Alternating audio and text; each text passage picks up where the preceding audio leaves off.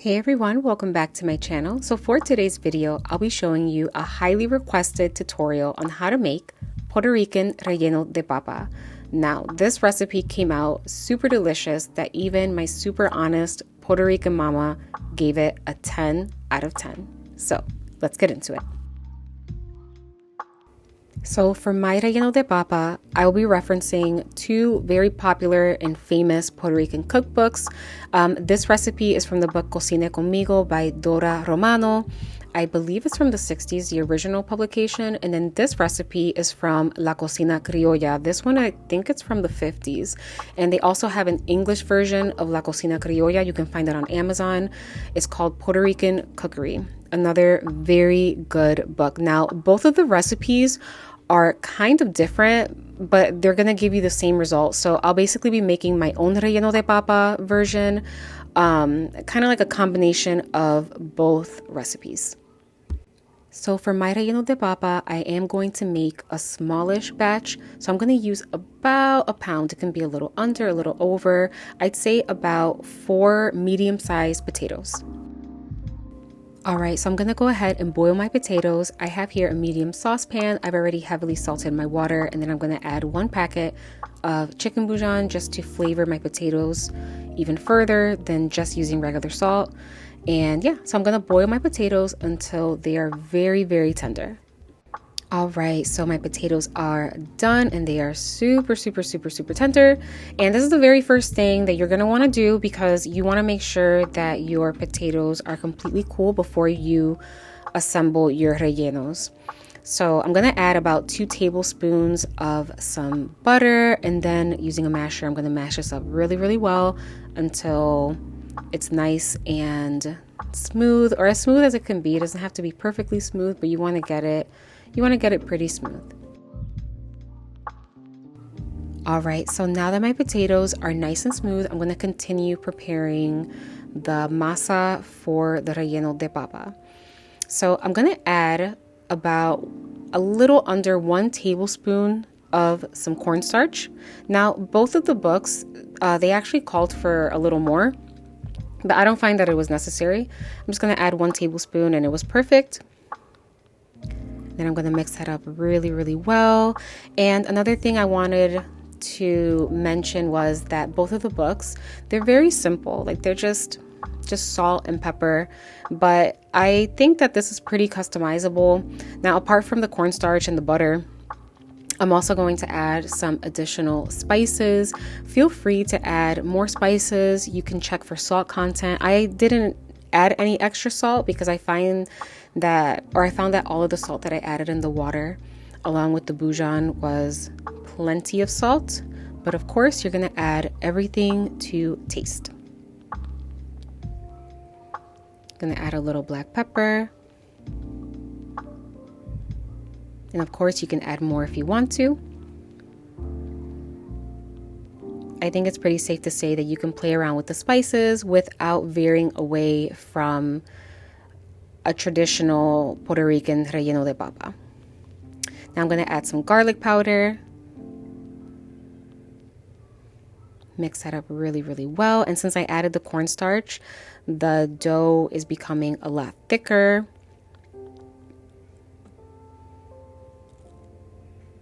And that's a good thing because we want this potato dough to be very easy to work with when we are assembling our rellenos and we're stuffing them with meat.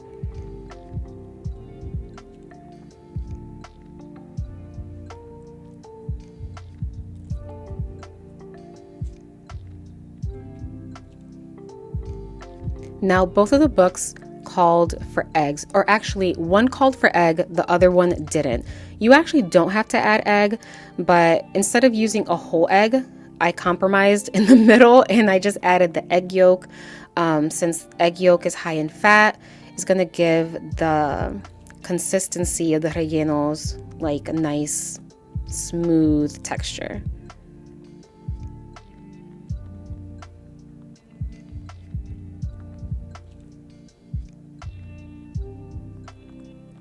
And it's also going to give it a nice color. All right, this is perfect. Okay, let's continue.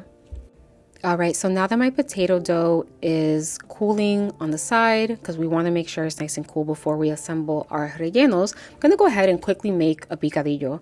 Now, since this is a small batch of relleno de papa, as I mentioned earlier, I'm only going to use half a pound of ground meat. Now, you can double this particular picadillo recipe and just save any leftover picadillo in the freezer because ground meat freezes really well.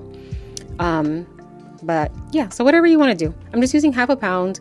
And by the way, I do have a video on how I make picadillo. That's like a more detailed video. So if you're ever interested in just looking at that recipe, just go a few videos back from this one.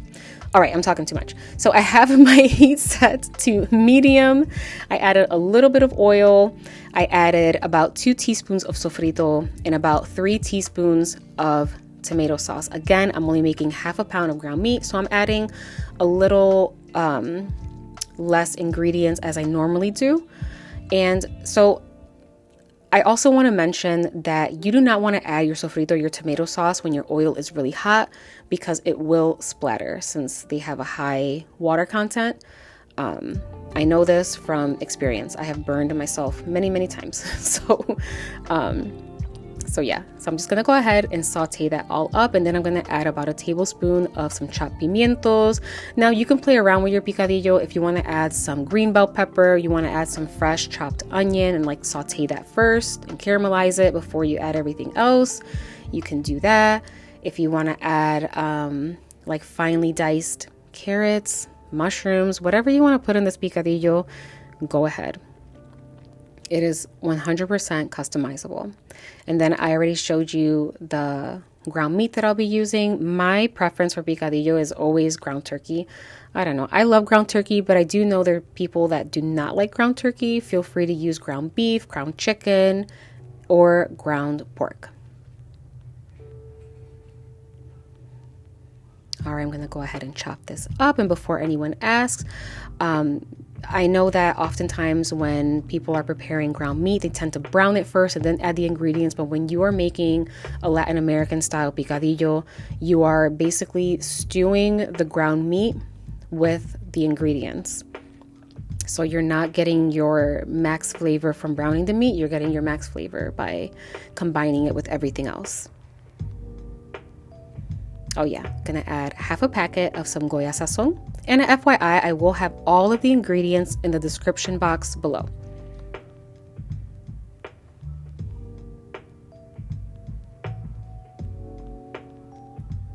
And then half a packet of some chicken bouillon.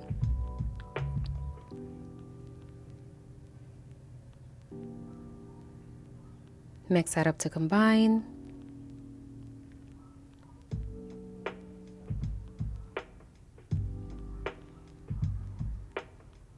The only thing that was missing were olives because I didn't have any, but making it work regardless.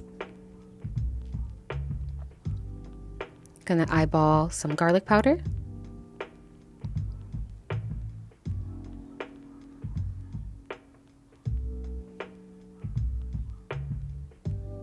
And some onion powder.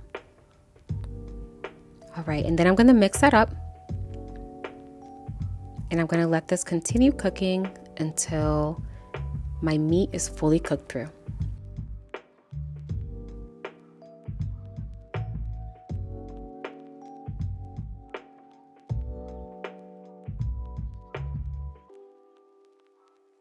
And since this is a small batch of picadillo, it only took me about 10 minutes from start to finish.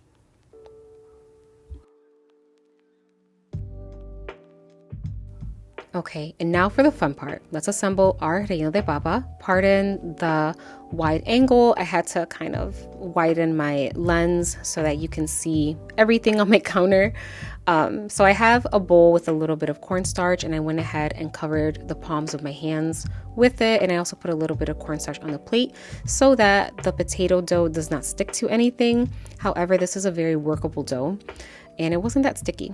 So I got about like 2 tablespoons of the potato dough. I balled it up in my hand like you would Play-Doh, and then you flatten it until it's pretty thin.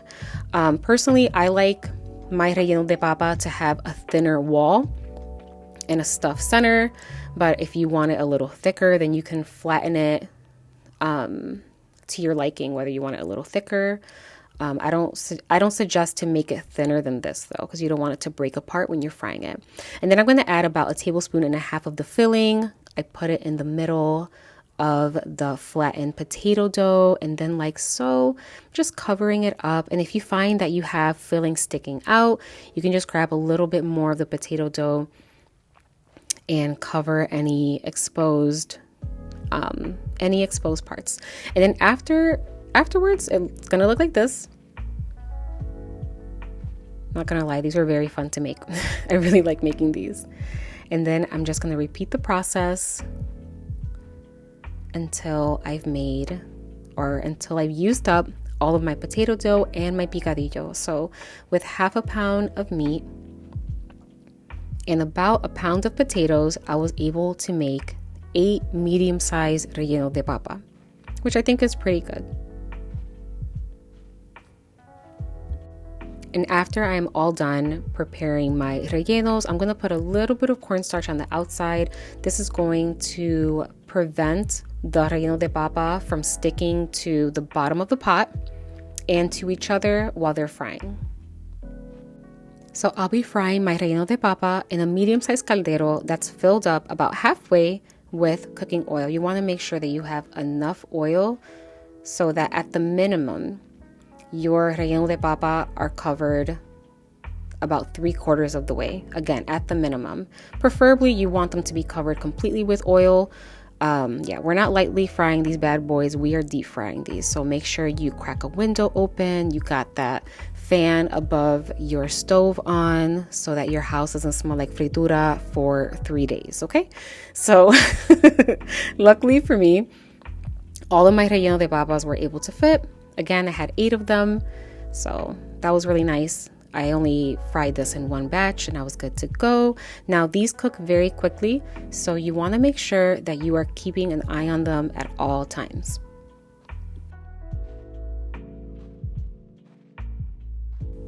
So this is how my relleno de papa look after only 2 minutes. As I mentioned, these cook very quickly, so you want to make sure that you are in front of your stove the entire time.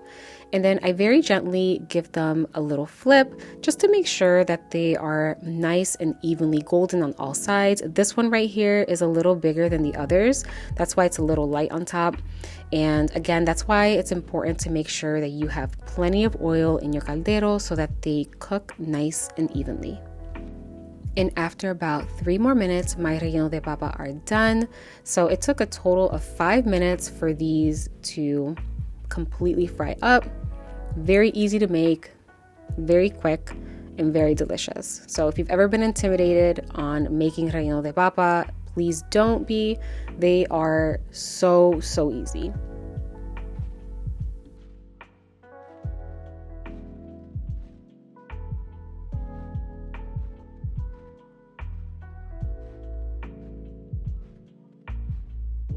And just like that, my relleno de papas are done. And you want to know a secret? This is actually the very first time I've ever made relleno de papa. So making these and filming them was a little risky, but I'm so glad that I recorded it because it came out so good. And again, as I mentioned, my super honest mom gave it a 10 out of 10. So you know they were good. So if you've made it to the very end of this video, I appreciate you so much, more than you'll ever know. If you haven't already, please subscribe to the channel, give this video a thumbs up, it helps my channel a ton, and hit that notification bell so that you can be notified whenever a new recipe is out. Until next time.